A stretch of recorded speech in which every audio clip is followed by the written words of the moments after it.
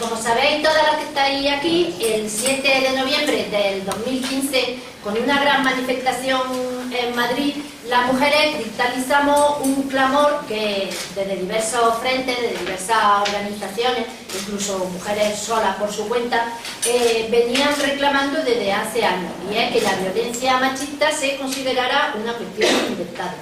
Bueno, un año y unos cuantos meses después de ese famoso 7 de noviembre de 2015, una comisión parlamentaria se puso mano a la obra y después de 6 meses de trabajo y la comparecencia de 66 expertas y expertos, el pacto se presentó en el Congreso el 24 de julio de este mismo año para pasar su primer trámite parlamentario. Luego, el 28 de septiembre, con 278 votos a favor y 65 abstenciones de la parlamentaria de Unidas Podemos y alguna parlamentaria del Grupo Mixto, el pacto resultó finalmente aprobado. Porque el pacto ha desdeñado o ha evitado, no sé hasta qué punto, si una cosa o la otra, hablar de violencia machista. Y esto no es secundario, es decir, el combate por las palabras es importante.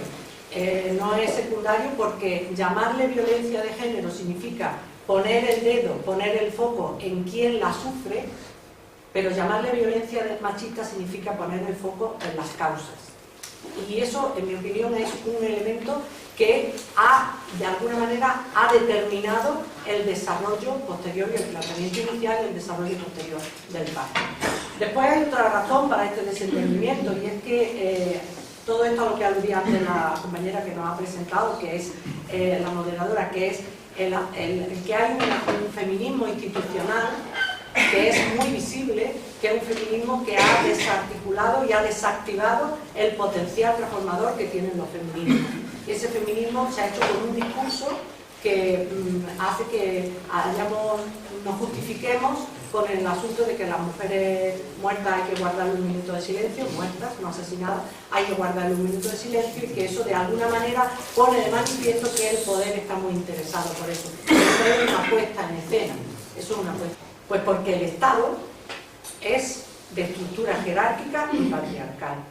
Y le estamos pidiendo a ese Estado que consolida y que justifica la desigualdad que nos afecta fundamentalmente a las mujeres, a la mitad de la población de este país. Le estamos pidiendo a ese Estado un pacto que luche contra la desigualdad. Le estamos pidiendo a ese Estado jerárquico una manera de trabajar que no sea jerárquica. Le estamos pidiendo a ese Estado que dice que las personas somos soberanas, pero que usa nuestra soberanía, por ejemplo, en el caso de las mujeres, para que no podamos decidir sobre nuestros propios cuerpos, y en el caso de la ciudadanía en general, para que no podamos decidir ni siquiera sobre nuestra propia muerte. Es decir, un Estado que se hace con la soberanía de los sujetos y que la utiliza y dice, no, ahora la soberanía es mía y yo soy la que decido. Un Estado que habla de salud sexual y reproductiva en lugar de hablar de derechos sobre el cuerpo de las mujeres. A ese al que le estamos pidiendo que haga un pacto para que nos salve de qué. Bien, de todas maneras, en la comparecencia, en la más crítica y más interesante, había un elemento en el que se coincidía, y era pedir explicaciones de por qué la subcomisión no había partido de un análisis previo antes de meterse en proponer medidas. De un análisis crítico sobre la situación, de un análisis de lo que había, de lo que se ha hecho, de lo que ha quedado por hacer y de cómo se han hecho las cosas. En eso, por ejemplo, en concreto, de un análisis de la incidencia de la ley de 2004, para empezar, de 2007, de 2004, ¿no? Eso. Pues para empezar, del análisis de la incidencia de esa ley, para empezar a construir algo. Pero bueno, esto son las medidas de carácter educativo que el pacto contiene, que están en ese bonito epígrafe que se llama la cultura de silencio.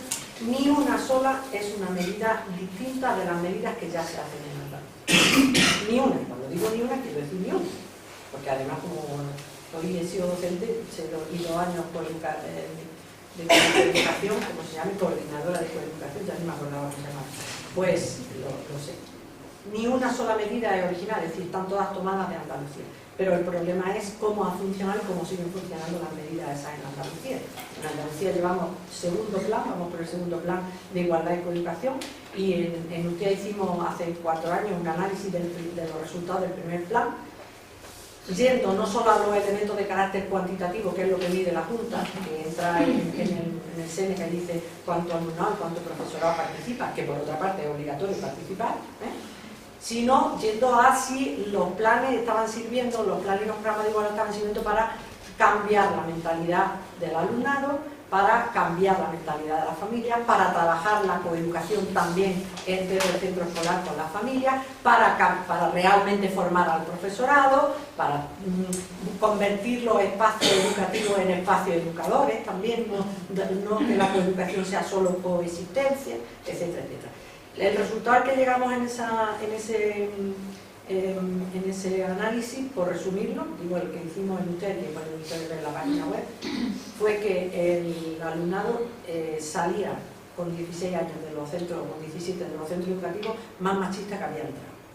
Porque claro, cuando no se lucha activamente contra el machismo, contra lo estereotipado, contra lo patriarcal, lo que se hace es afianzar los papeles, los roles masculinos, los roles femeninos, las ideas machistas, o sea, a eso le añadimos todo un contexto de publicidad y de educación informal a favor del patriarcado y del machismo, evidentemente pasan más cosas. Entonces, desde el punto de vista de la medida educativa, el pacto no puede ser más decepcionante. Nosotras en Izquierda Unida decíamos que el pacto de Estado sería feminista o no sería. Y también poníamos en cuestión el hecho de que se llamara esto un pacto de Estado. ¿Por qué?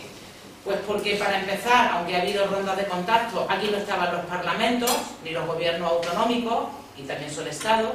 Aquí no han participado los ayuntamientos, ni los plenos, ni los gobiernos locales, y también son Estados, son tan Estado como el gobierno central. Y sobre todo no ha estado la sociedad civil organizada, es decir, ha sido un pacto que aunque ha tenido participación directa o muchas veces indirecta de muchas organizaciones feministas, bueno, no ha habido una participación real de abajo arriba, ¿no? Sino porque carece de una visión integral de lo que son el conjunto de violencias machistas que sufrimos, soportamos, padecemos, toleramos o por las que nos manifestamos la inmensa mayoría de las mujeres. De manera que hace un foco principal y fundamental sobre la violencia que se ejerce de las parejas o exparejas. Pero esto no es la realidad que nos ocurre a las mujeres. Y basta con que veamos cuántas violencias se han dejado al margen de este pacto de Estado, si hacemos un breve repaso de la actualidad más inmediata, que no pase por las banderas, pero que sí pase por la realidad material que vivimos las mujeres. Bueno, pues todo eso que forma parte de la realidad material que vivimos todos los días, desde hace mucho tiempo, no está en el llamado pacto de Estado contra la violencia machista. Y no está, algo comentaba Pura, porque se decía que tenía que llegarse a un consenso. Y yo, leyéndome las actas del Congreso, ya he sabido lo que era el consenso. El consenso era que si el PP, fundamentalmente, o el PSOE no estaban de acuerdo, o si el gobierno no estaba de acuerdo, la medida, aunque tuviera mayoría aritmética para entrar en el pacto de Estado, el gobierno decía que él no se sentía vinculado. Con lo cual, esto de la separación de los poderes, el ejecutivo, el legislativo y el judicial, pues tampoco parece que sea una realidad, ni mucho menos, ¿no? Esa era la manera de llegar al consenso, es como de Juan Palomo, ¿no? Yo me lo guiso y yo me lo como, lo que yo diga que sí, sí, y lo que yo diga que no, pues no. Bueno, pues todo esto es lo que no viene en el pacto de Estado. ¿Hay medidas que son positivas? Pues, hombre, alguna habrá, ¿no? Sí, seguro. Ahora bien, ¿eso nos va a salvar el que hayan llegado a un acuerdo, a un pacto de Estado generado por consenso del Partido Popular? ¿Nos va a salvar a las mujeres de una sociedad en la que vivimos que es patriarcal y machista y capitalista? No, creo que hemos aprendido lo suficientemente como para saber que no.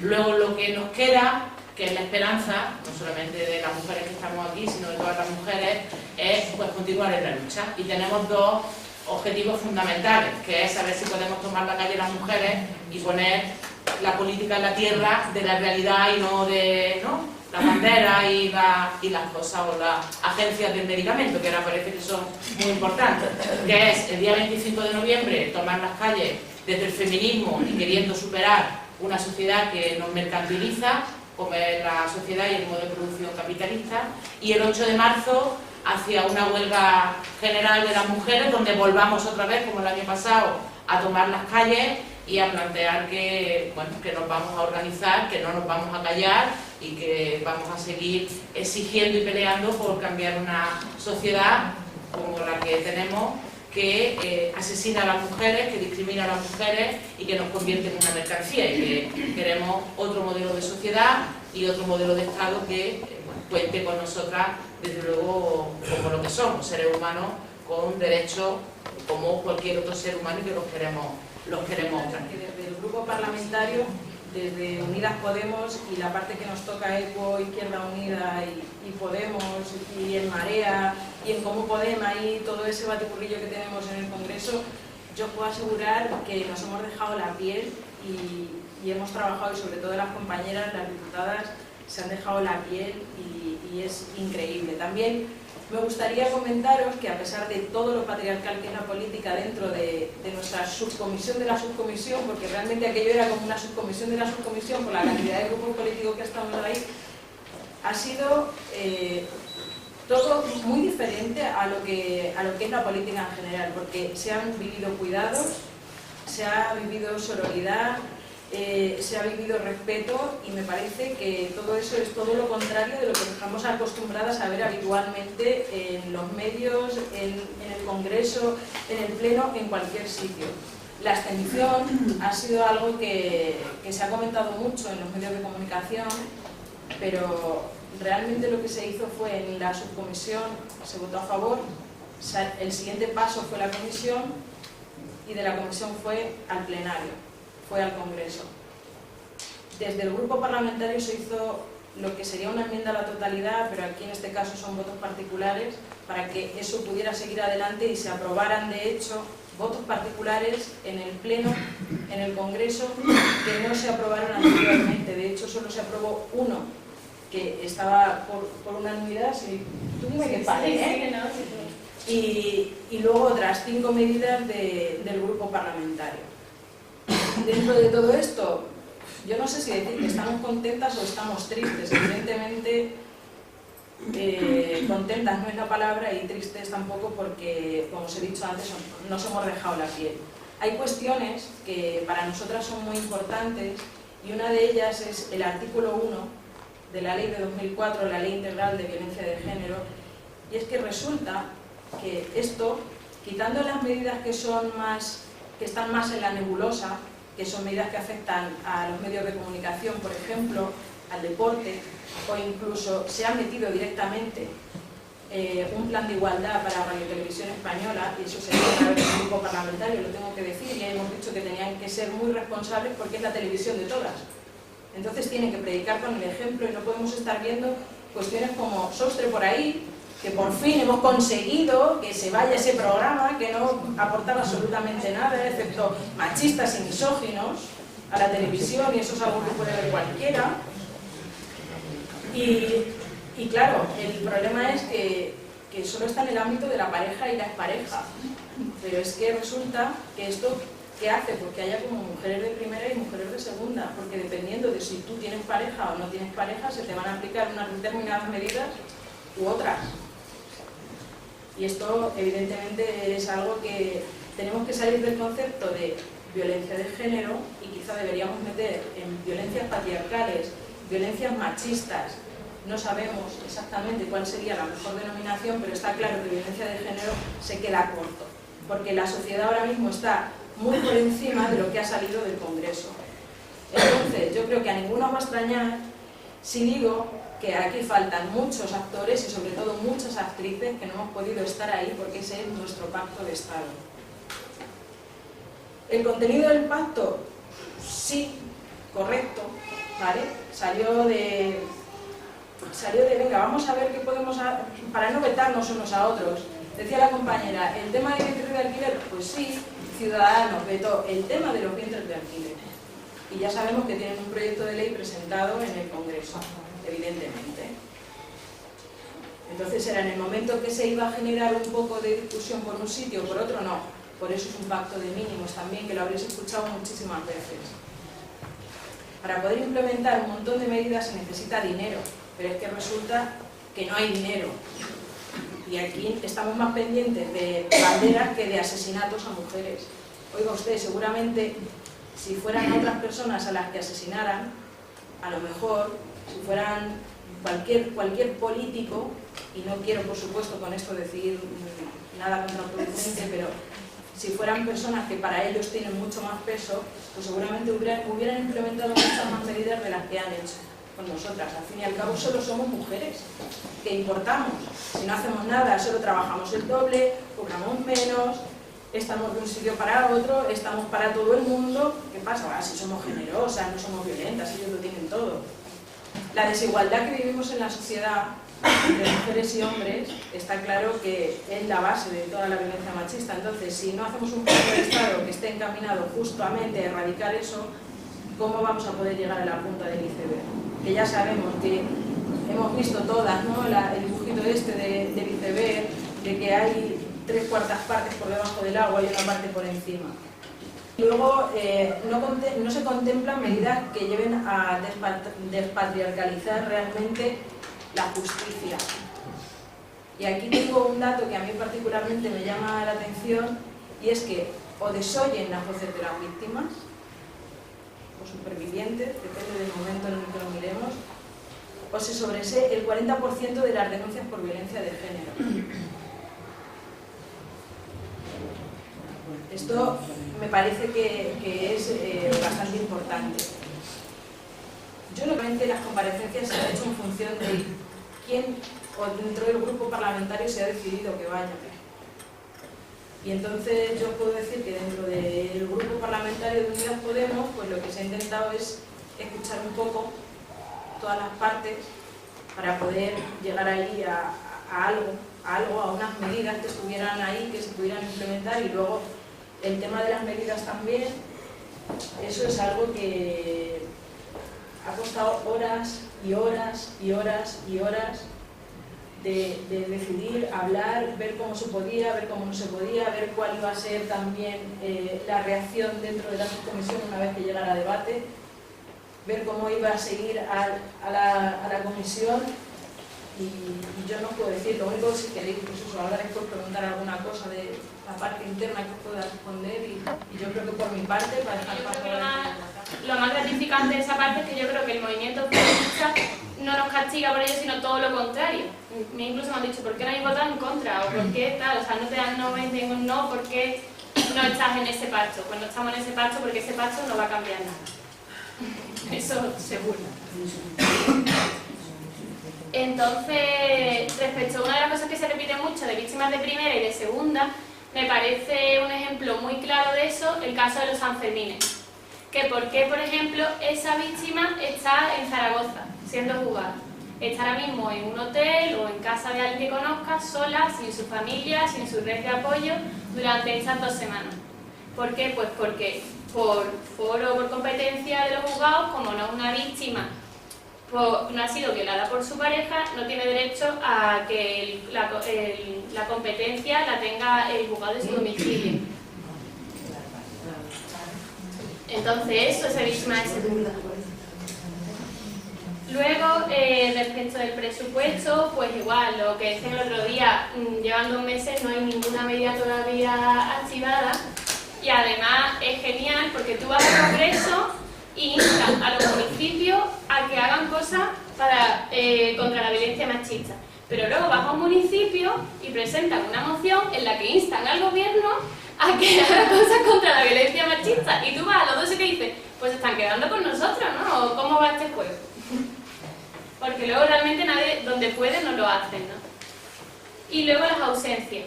Evidentemente hay una ausencia del movimiento feminista, no me voy a repetir más, y luego hay una ausencia de independencia, de una evaluación independiente, entre ellos el observatorio independiente que iba a evaluar si se estaba cumpliendo realmente el pacto y cuál era la situación respecto a la violencia machista en la sociedad, pues se ha votado en contra y no va a salir adelante el observatorio. Entonces el PSOE vota en contra y eso es pues, una muestra de la falta de voluntad, ¿no?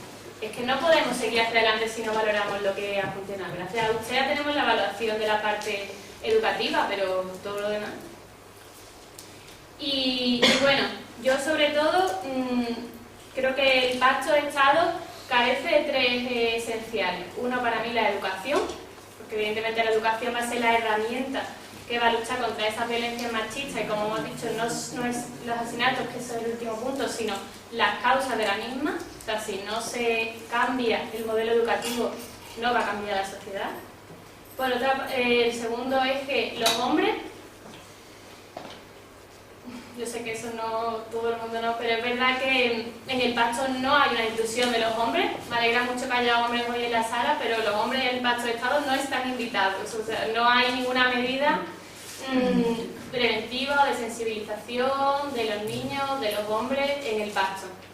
Creo que las únicas medidas que hay es ya para centrar las campañas en ellos ya como delincuentes, como decía Rajoy, como vándalos, ¿no? O sea, ya encasillándolos ahí, fíjate el flaco favor que nos hace al movimiento feminista estigmatizar de esta forma a todos los hombres de la sociedad. Todo lo contrario. Y luego un tercer eje que es la punición. Este eje, a lo mejor yo como abogada lo veo más en el día a día, ¿no? Desde 2004, desde que se aprobó la Ley Orgánica de 2004, lo que se ha hecho es agravar las penas. Se agrava cada vez las penas, cada vez más hechos son delitos, cada vez se agravan más las penas, más penas. Pero claro, igual que podemos dudar de que el Estado sea quien nos va a solucionar esto, también podemos dudar de que el derecho penal sea la herramienta para acabar con la violencia machista, cuando es totalmente patriarcal. Y sobre todo porque hay inversión ya en el sistema penal y en las penas, pero falta inversión en las mujeres, que para mí debería ser el eje de un pacto de Estado que va a acabar con la violencia machista, en los recursos que necesitan ellas o que quieren ellas cuando han sufrido violencia machista y los recursos que necesitan para salir hacia adelante, ¿no? Yo considero que tener esa confianza en el derecho penal no nos ayuda, porque lo que vemos en la abogacía en el día a día es todo lo contrario. Lo que vemos es que las mujeres en los juzgados sufren muchísimo, que el proceso judicial para ellas es un segundo infierno, que poner una denuncia en la Guardia Civil o en la policía local cuando no se tiene una formación adecuada para tratarla es una barrera absoluta, y se sabe y se repite y se repite y se repite, pero las denuncias se ponen en la Guardia Civil todavía. Y necesitamos, por una parte, empoderar a los municipios. Como hemos dicho ya, es necesario hacerlo desde abajo arriba, por eso es necesario que se dé presupuesto a los municipios, competencia a los municipios, y porque es al lugar donde acuda y donde se va a dar una atención de calidad. Y luego, por otra parte, no voy a decir empoderar, porque yo creo que empoderada estamos ya, hay que darle derechos a las mujeres y reconocer que siempre, si han resistido siempre la violencia machista, ¿no será mejor preguntarles a ellas cómo han resistido y cómo quieren seguir resistiendo? Yo creo que ese sería el primer paso. Y bueno, ya está, si quieren.